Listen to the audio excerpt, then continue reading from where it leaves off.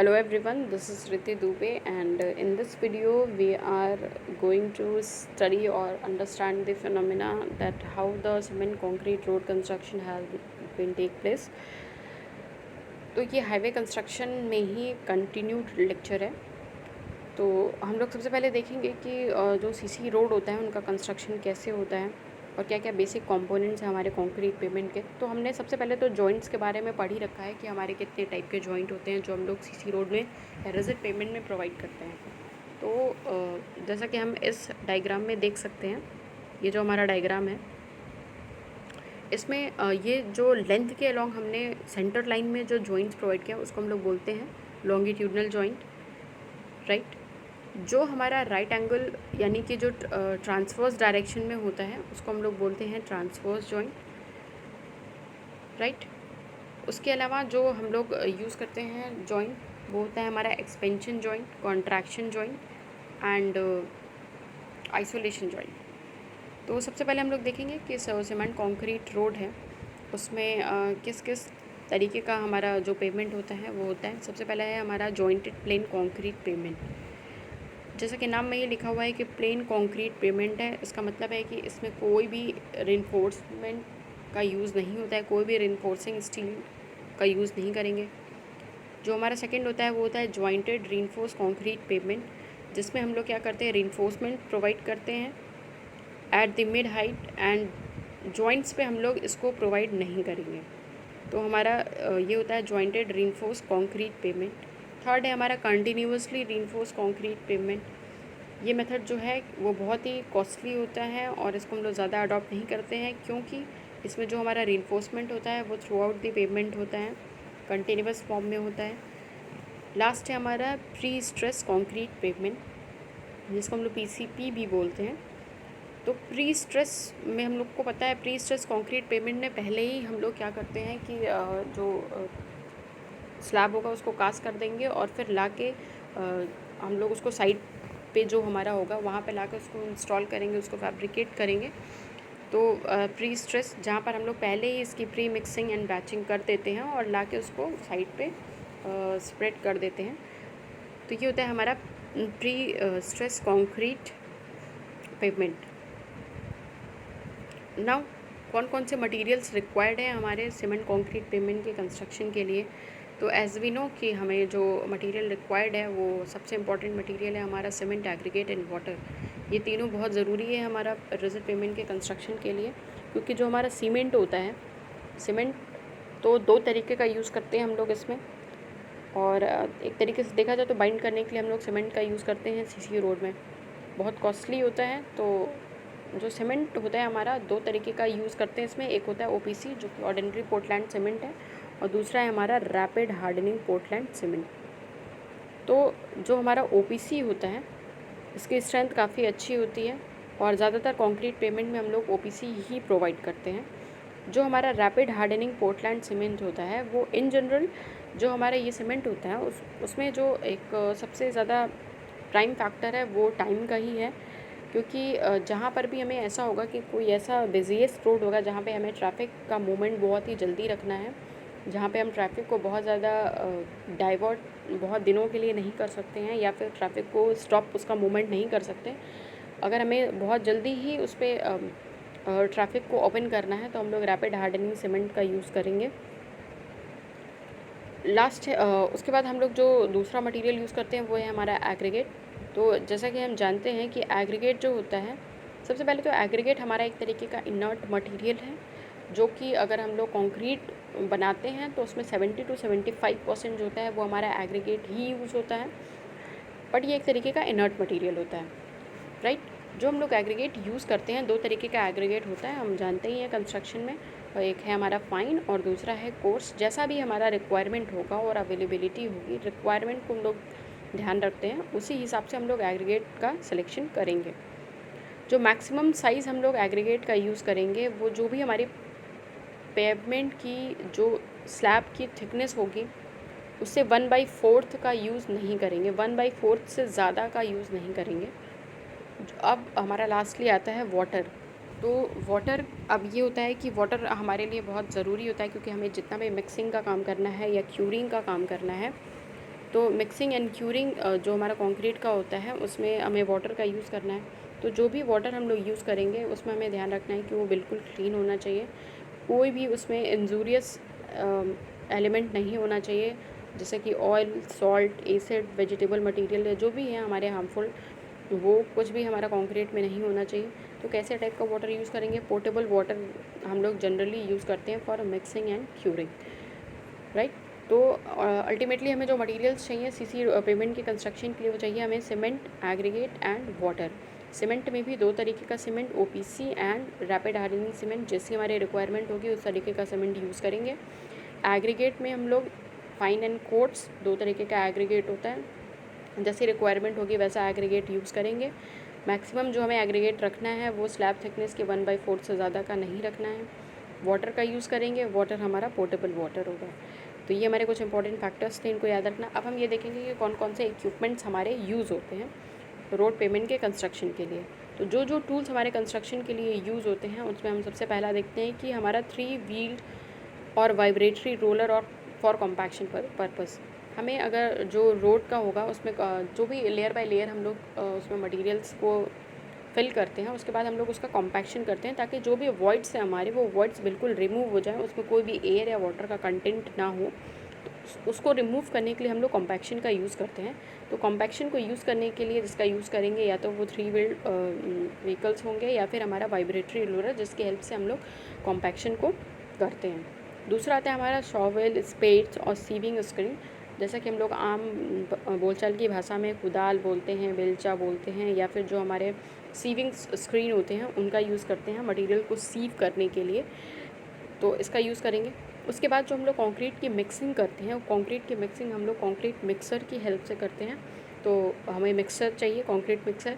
उसके अलावा जो हम लोग फॉर्मवर्क का यूज़ करते हैं या आयरन स्टेक का यूज़ करते हैं, फॉर्मवर्क भी हमारे कई तरीके के होते हैं, उसके बारे में आगे हमें देखना है। तो फॉर्मवर्क या आयरन स्टेक का यूज़ किए।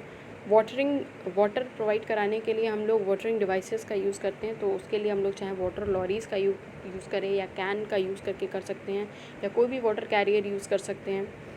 फिर अगर हमें कंक्रीट का कॉम्पैक्शन करना है तो कॉम्पैक्शन के लिए हम लोग या तो वाइब्रेटरी रोलर या इनका यूज़ तो करते हैं। उसके अलावा हम लोग जो हैंड टैम्पिंग होती है, हैंड टैम्परिंग भी करते हैं। तो वो वुडन हमारा हैंड टैम्परिंग होता है, तो उसकी हेल्प से भी हम लोग कॉम्पैक्शन को कर सकते हैं। उसके अलावा हमारा एयर ब्लोअर होता है, न्यूमेटिक एयर ब्लोअर या साइकिल पंप, जो हमारे जॉइंट्स होते हैं उनको क्लीन करने के लिए हम लोग न्यूमेटिक एयर ब्लोअर या फिर साइकिल पंप का यूज़ करते हैं, राइट। अब हम देखेंगे कि ये तो हमारा इक्विपमेंट यूज़ हो गया। उसके बाद आता है साइट प्रिपरेशन, कि अगर हम जहाँ पर भी बना रहे हैं वहाँ पे साइट कैसी होनी चाहिए। तो साइट प्रिपरेशन हम कैसे करेंगे? तो इससे पहले कि हम कंस्ट्रक्शन स्टार्ट करें तो हम लोग उसके साइट को बहुत ही केयरफुली प्रिपेयर करते हैं। तो इसमें जो प्रिपरेशन करेंगे, तो लेयर जैसा कि हमारा रोड का सब ग्रेड होता है, सब बेस होता है, बेस कोर्स, तो उन सब को हम प्रिपेयर करते हैं। तो सबसे पहला जो होता है कि जो हमारा प्राइमरी चीज़, अगर हमारा कहीं पर जो रोड है वो एग्जिस्टिंग नहीं है, तो एग्जिस्टिंग अगर रोड है हमारा तो फिर तो कोई बात नहीं है। लेकिन अगर वो नॉन एग्जिस्टिंग रोड है, मतलब अगर हमें कोई बिल्कुल नया पेमेंट का कंस्ट्रक्शन करना है, तो वो पेमेंट के कंस्ट्रक्शन के लिए हम लोग सबसे पहले जो हमारा अर्थ लेवल होता है उसको हम लोग इक्वल करते हैं। तो अगर हमारा कोई हाई पॉइंट है तो उसको हम लोग कट करेंगे, अगर कोई लो पॉइंट होगा या लो एरिया होगा तो हम लोग वहाँ पे फिलिंग का काम करते हैं। और उस रोडवे को बिल्कुल जैसा हमें डिज़ायर होता है, जिस एलिवेशन का हम लोग उस एलिवेशन का बनाते हैं, तो यानी कि कटिंग और फिलिंग के प्रोसेस करते हैं एज़ पर दी रिक्वायरमेंट। तो इसके लिए हम लोग क्या करते हैं, अगर जैसे मान लीजिए हमें कहीं पर रोड की कटिंग करनी है और कहीं पे रोड की फिलिंग करनी है, तो जो हमने एक्सेस अगर कहीं पे है हमारा, तो हमने वहाँ पे उसको कट किया, तो फिलिंग के लिए हम लोग सेम मटेरियल का यूज़ कर सकते हैं। यानी एम्बैंकमेंट जो हम लोग मटेरियल को कट करेंगे, सेम उसको भी हम लोग यूज़ कर सकते हैं एम्बैंकमेंट की फिलिंग के लिए। तो ये हमारा कटिंग एंड फिलिंग का प्रोसेस हो गया। उसके बाद से क्या करते हैं कि हम लोग जो भी हमारा कोर्स मटेरियल होता है उसको सब ग्रेड में रखते हैं, ताकि हमारी स्टेबिलिटी भी अच्छी आए और हमारा ड्रेनेज प्रॉब्लम भी ना हो, राइट। फिर आते हैं हमारा कंस्ट्रक्शन प्रोसेस। तो अगर हम कंस्ट्रक्शन प्रोसेस कर रहे हैं तो उसके कुछ स्टेप्स होते हैं। हमने साइट प्रिपरेशन की, हमने सबसे पहले मटेरियल्स को जमा किया, जो भी हमें मटेरियल चाहिए, फिर हमने जो इक्विपमेंट्स चाहिए वो देखा, फिर हमने साइट प्रिपरेशन की। अब साइट प्रिपरेशन के बाद अगर कंस्ट्रक्शन प्रोसेस स्टार्ट होगा तो उस कंस्ट्रक्शन प्रोसेस में हमें किन किन चीज़ों की ज़रूरत होगी या कैसे कैसे करेंगे। तो सबसे पहले आता है हमारा फॉर्म वर्क। तो फॉर्म वर्क जो है वो हमारा 3 तरीके का होता है। एक तरीका होता है हमारा टिम्बर फॉर्म वर्क, दूसरा होता है हमारा प्लाईवुड का फॉर्म वर्क और एक होता है हमारा स्टील का फॉर्म वर्क।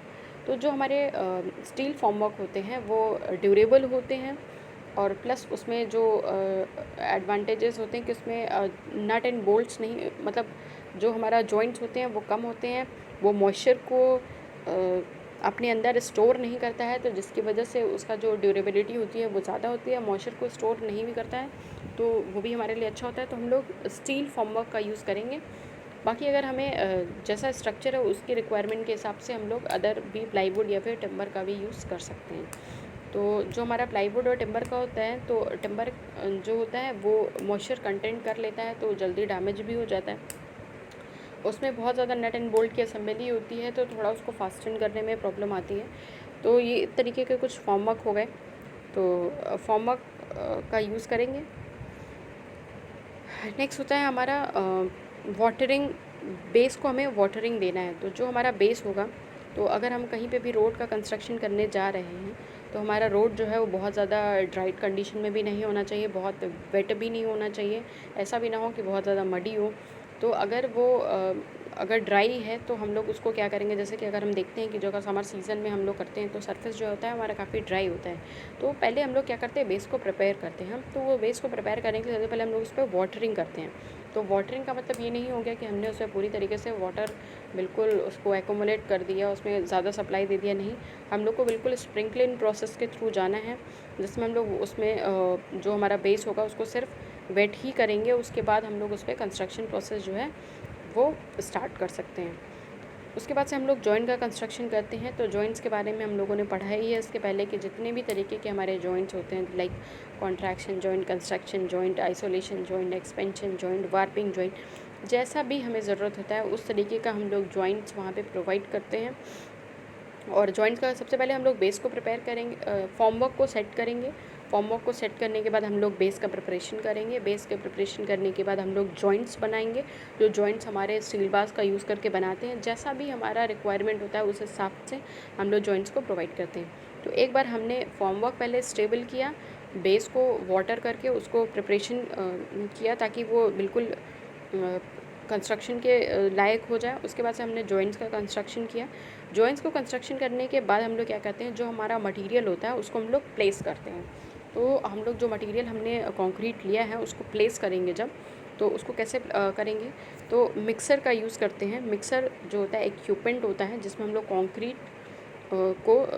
कंक्रीट जो कि किससे हमारा बना होता है, सीमेंट, सैंड, वाटर, एग्रीगेट्स को मिक्स करके हम लोग जो कंक्रीट का स्ट्रक्चर बनाते हैं, सीमेंट, एग्रीगेट एंड वाटर को, तो वो हमारा उसको क्या करेंगे कि सबसे पहले मिक्सर की हेल्प से हम लोग उसको मिक्स करेंगे और ले जाके उसको साइड पे पोर करेंगे।